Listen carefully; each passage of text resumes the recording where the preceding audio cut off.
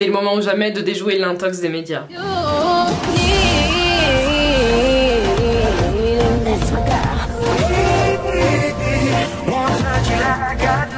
Hello mes poulets! On se retrouve aujourd'hui pour reparler de violences policières, mais cette fois-ci pour faire en quelque sorte un débrief de la manifestation qui a eu lieu donc le 2 juin dernier sous l'égide de Assa Traoré pour hashtag justice pour Adama. J'adore citer un hashtag comme ça en plein milieu du phrase, on se croirait dans Le Cercle sur Netflix, ça n'a pas de sens. Donc je tenais à revenir là-dessus parce que je l'aurais pas fait si seulement en fait dans les médias on avait eu des retours qui étaient assez honnêtes vis-à-vis de ce qui s'est vraiment passé ce jour-là. Et le problème c'est que bien entendu, comme d'habitude, il y a eu énormément de mensonges.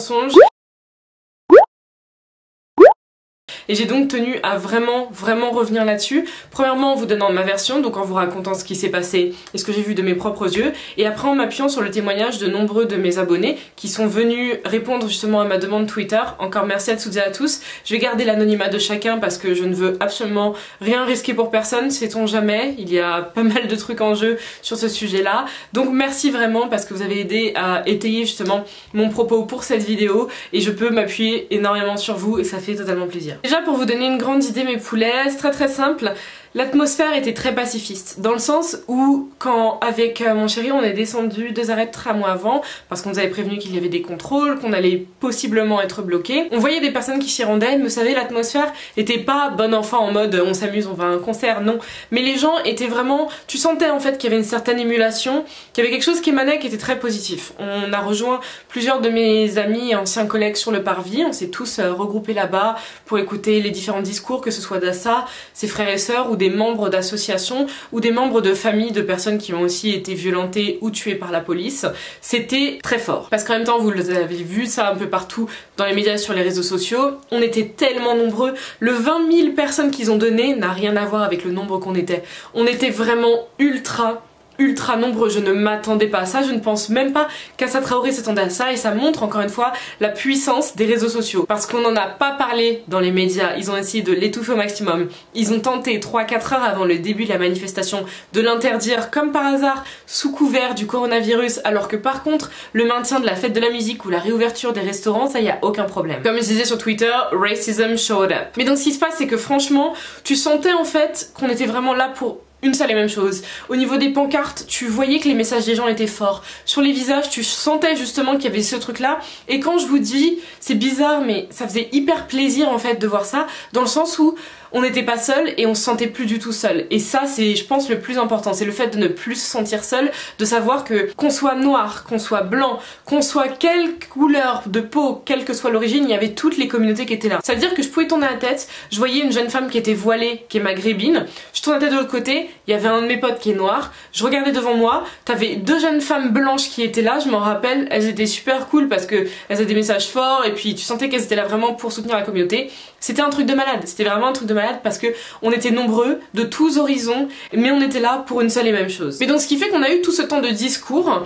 Bien entendu sur le chemin on avait croisé un nombre de policiers, je vous jure c'était un truc de malade, mais on était en plein truc. À un moment, en regardant vers le tribunal, on a vu que sur le toit de ce dernier, et parce qu'en fait il est en escalier à certaines zones, donc à plusieurs toits, il y avait des policiers qui en plus étaient en train de nous filmer et tu les voyais sourire. Déjà tu les voyais sourire et t'es là en train de te dire waouh, le respect a disparu. Mais donc déjà tu les voyais sourire, ok, et sauf que tôt ou tard, nous on savait pas d'où c'est venu, mais au loin sur notre gauche, on a entendu une petite parce qu'on était loin, donc on a entendu une certaine détonation quand même, donc il y a un truc qui avait explosé, on savait pas ce que c'était, il y a eu un mouvement, on a commencé à voir que ça gazait. Donc on s'est dit ni une ni deux, on va un peu bouger, on va éviter les risques, on n'est pas venu pour commencer à avoir des problèmes, donc autant qu'on bouge. Le souci c'est que en bougeant, on s'est retrouvé sur une autre zone proche de l'arrêt de tramway justement, où c'était en train de gazer et où les policiers faisaient carrément une barricade, c'est-à-dire qu'ils étaient en ligne et ils nous empêchaient de passer. Il n'y avait qu'un très fin couloir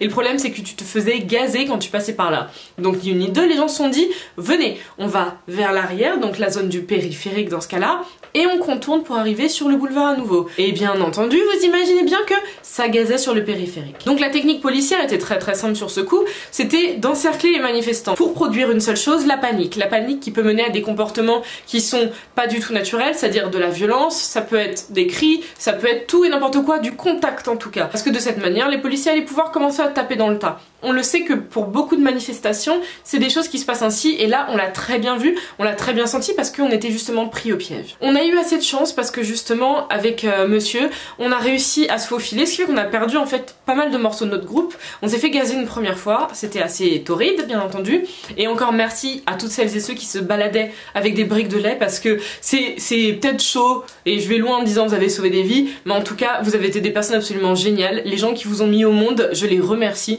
parce que vous êtes vraiment de bonnes personnes. Je ne connaissais aucune de ces personnes et tu sais ils te lançaient du lait comme ça sur le visage quand ils voyaient que t'as été gazé, et c'était super, c'était vraiment super parce qu'ils couraient de partout et c'était super bien. Surtout j'ai en mémoire deux filles qui étaient trop adorables, toutes les deux c'était voilées donc tu sais elles couraient, elles avaient le voile au vent, on aurait dit que c'était leur cape de super héroïne, tu sais, elles étaient là avec leurs briques de lait, leur sac qui était rempli de briques de lait, donc ça faisait vraiment super plaisir. Et ces gens là il faut souligner aussi leur comportement parce que c'est bien beau d'ouvrir BFM et de voir qu'il y a des débordements et de montrer des jeunes noirs et arabes qui justement sont en train de faire des conneries, de casser un vélib ou quoi au caisse, mais il faut aussi souligner ce genre de comportements qui sont absolument géniaux. Ce qui se passe c'est que quand on a réussi à se faufiler, on a vu au loin entre la zone justement de l'arrêt de tramway et de la ligne 13 à Clichy qu'il y avait une pile de vélos en fait qui était en feu. Personnellement j'étais pas contente du tout, c'était vous savez les vélos Jump, ceux qui sont par Uber, les rouges là, parce qu'il y avait une colonne de fumée noire qui était énorme, épaisse et énorme, et c'était juste en dessous des habitations. Le problème c'est que si t'as un bébé, une personne en insuffisance respiratoire, s'il y a une femme enceinte, s'il y a une personne qui a le coronavirus, une personne asthmatique, juste une personne fragile, donc ça peut être une personne âgée, tu ne sais pas ce qui peut se passer. T'as une personne qui peut décéder en l'espace de quelques minutes juste à cause de ce qui se passe en bas et ces personnes n'ont rien demandé. Donc là-dessus j'étais pas contente, mais je vais revenir dessus juste après parce qu'on a eu quelques réponses. Entre temps on a retrouvé deux potes et en fait on s'était posté devant un restaurant qui fait l'angle et on a vu un comportement qui est absolument ouf, et ça bien sûr les médias vont jamais vous le préciser, c'est que pas mal des manifestants, et tu voyais des mecs qui ressortent, je pense tu vois de Cité, parce qu'ils avaient le look qu'on connaît du mec de Cité, même si c'est vrai que c'est pas bien toujours de se reposer sur des clichés.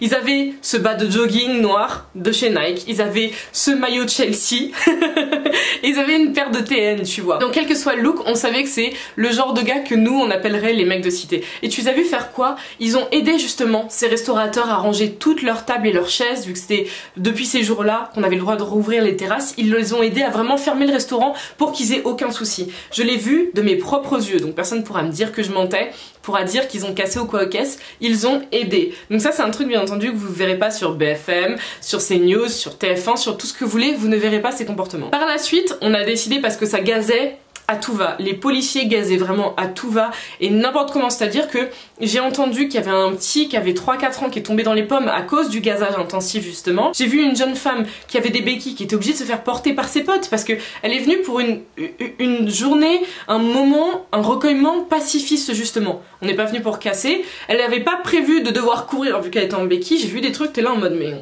quelle guerre urbaine. Donc on a décidé de remonter en fait, vous savez, les arrêts de tramway jusqu'à vers chez moi, vu que je suis pas hyper loin en fait, dans le 19e, le 17e c'est la porte à côté. Et sur le chemin, après peut-être 10-15 minutes à pied, on est arrivé à une zone en fait où il y avait une dizaine de fourgons qui étaient garés sur les rails du tramway. Devant ces fourgons de police, il y avait donc les policiers qui étaient en U avec leurs boucliers ainsi que leurs matraques. Et devant, t'avais donc pas mal de manifestants, je pense qu'il devait y en avoir facilement 300. Et quand on est arrivé, c'était un gros moment de recueillement parce qu'on a pu assister donc à une minute de silence qui était hyper intense. C'était en mémoire justement toutes les personnes qui ont pu tomber à cause des violences policières. Donc c'était quelque chose de très, je sais pas, c'était très chargé en émotions. Les manifestants avaient un genou à terre devant les policiers. Vous savez, c'est un peu cette image très forte de on va rien faire. On est là pour une seule chose et on n'est pas là pour les problèmes. Et donc ce qui s'est passé c'est qu'on y a assisté, on a scandé 2-3 trucs, on est resté là parce que le mouvement était fort, ça criait justice pour Adama, pas de justice, pas de paix, donc c'était vraiment très fort. Puis à un moment il y a monsieur qui m'a dit ils sont en train de préparer quelque chose en parlant des policiers, parce qu'on a vu doucement mais sûrement qu'ils se chuchotaient quelque chose à l'oreille les uns les autres, et il y en a qui mettaient un peu plus la main sur leur matraque, et il y en a qui sortaient leur bouclier, parce que c'est pas tout ce qu'ils avaient en fait. Donc on s'est dit ouais, il y a un truc qui commence à se passer. Parce qu'en fait j'ai l'impression que c'était limite trop calme pour eux, qu'ils s'attendaient à ce que ce soit un débordement monstre, parce que chaque fois en fait que ça commençait à gazer, il y avait tout le monde et c'était tellement bienveillant comme je sais pas, toute l'ambiance était tellement bienveillante. Dès que ça gazait, que donc t'as envie de courir quand ça gaze, t'as les gens qui disaient ne courez pas, marchez, prenez du lait, cachez-vous le nez, les yeux, mais ne courez pas parce que ça crée un mouvement de foule, ça crée de la panique, c'est là qu'un policier dans le tas peut mettre un coup de matraque et que ça va partir et dégénérer. Donc on avait évité tout ça à chaque fois qu'il y avait des mouvements de foule. Mais sauf qu'à un moment, de l'arrière, donc de la zone du tribunal, ça commençait à lancer des lacrymos et ça commençait à gazer jusqu'à nous, tu vois, alors qu'on était une zone où il n'y avait aucun problème. Et donc ce qui s'est passé, c'est qu'on s'est dit là par contre c'est pas possible, il faut qu'on réagisse, il faut qu'on bouge parce que sinon ça va être la merde. Et avant même qu'on parte avec monsieur et donc qu'on se dise faut vraiment qu'on taille et qu'on rentre à la baraque, ce qui s'est passé c'est que devant moi, parce qu'il y avait juste une personne qui me séparait de la police, j'ai vu le policier, je l'ai très bien vu, il a commencé à pousser le jeune homme qui était juste en biais de moi, il a poussé gratuitement parce que ce jeune homme vraiment ne faisait rien. Il regardait les autres manifestants, il a commencé à le pousser avec son bouclier et le mec l'a regardé en mode mais tu fais quoi? Et j'en ai vu 2-3 autres qui ont commencé à faire la même chose, dont entre autres le policier noir sur lequel Nadjelika a crié. Je tiens à préciser quand même, hein, histoire que vous voyez que bon, elle l'a certes, pour certains qui ont dit que c'est de l'exagération, elle aurait pas dû le traiter de vendu ou quoi ou qu'est-ce, je ne suis pas là pour revenir dessus, mais il a eu aussi ce comportement qui était absolument génial. Mais donc ce qui fait que j'ai vu que ça commence à pousser, là on s'est dit ok on doit y aller, parce que ça commençait justement à gazer et tout ça. Donc on a dit c'est pas possible. Et donc dernière farce, c'est qu'après,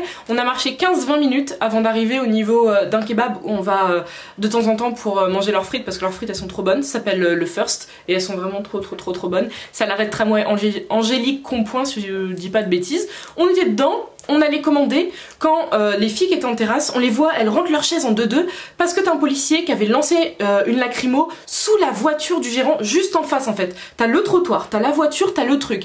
Il y avait personne, il n'y avait pas de manifestants, il ne se passait rien. Les anciens manifestants remontaient tous à pied en fait le boulevard pour juste rentrer chez eux, tu vois. Il ne se passait rien. Le dernier truc qu'on a vu parce qu'on a fermé les portes histoire que le gaz ne vienne pas trop. Mais là je me suis dit mais en fait c'est une farce. Et c'est à partir de là que je me suis dit qu'il fallait que j'en parle.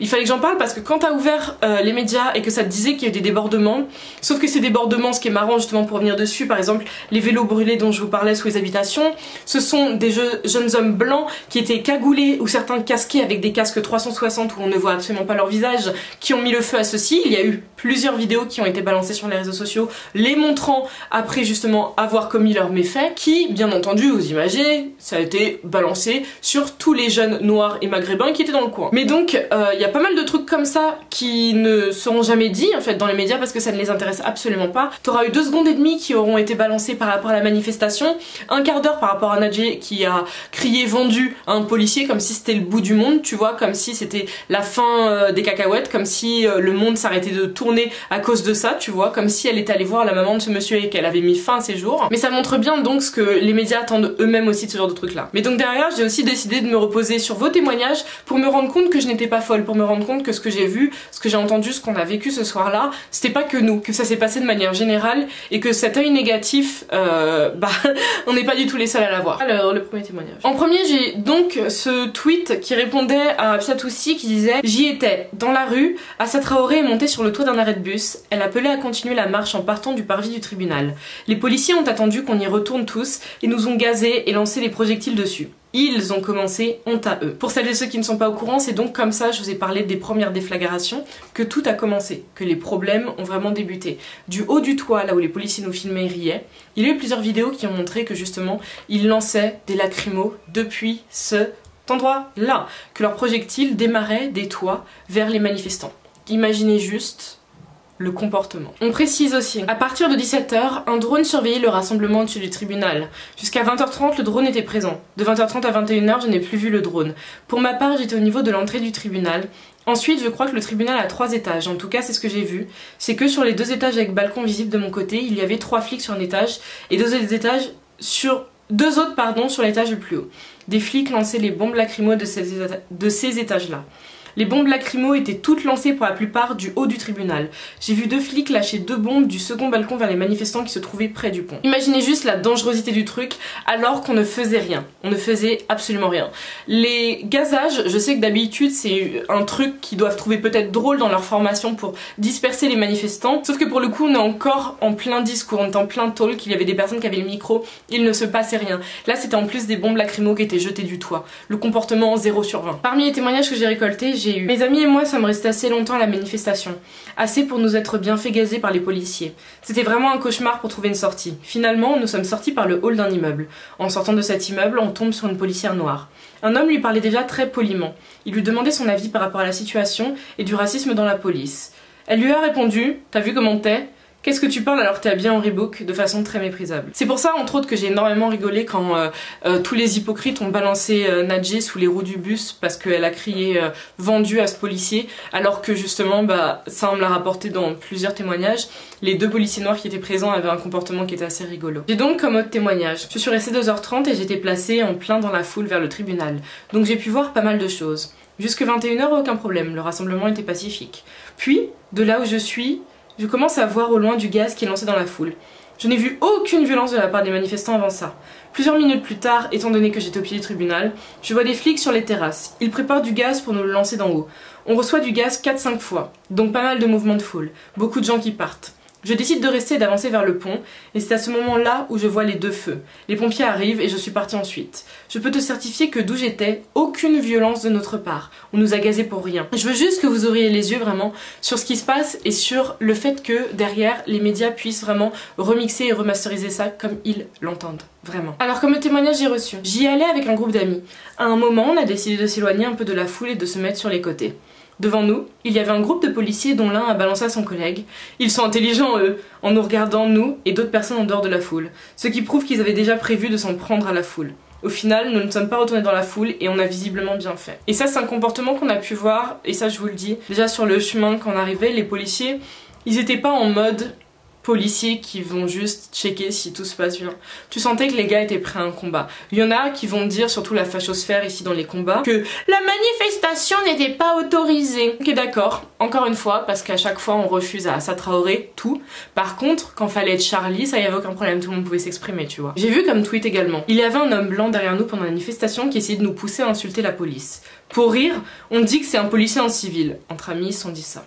C'est pas vers 20h, on le voit en voiture, route bloquée de base, et il se gare à côté des camions de police. Pété de rire. Et ça c'est un comportement, faites très attention aux manifestations, c'est pas la première fois que j'en entends parler, où il y a des gens qui vous poussent à avoir un comportement violent ou à insulter les policiers ou quoi aux caisses, et ces mêmes personnes font partie de la police, parce qu'elles veulent justement créer ça. Oubliez pas que les policiers en civil, ils ont des rôles très importants dans ces événements-là. Vraiment, je ne rigole pas. On m'a également dit, la manifestation au début elle s'est très bien passée, c'est à partir de 21h que tout a commencé à dégénérer. On a senti du gaz dans l'air, du coup on a voulu partir par la gauche, sachant qu'il y avait que 2 passages. Et des 2 côtés, les porcs, les policiers, ont gazé alors que la manif était sans violence. Rien, nada.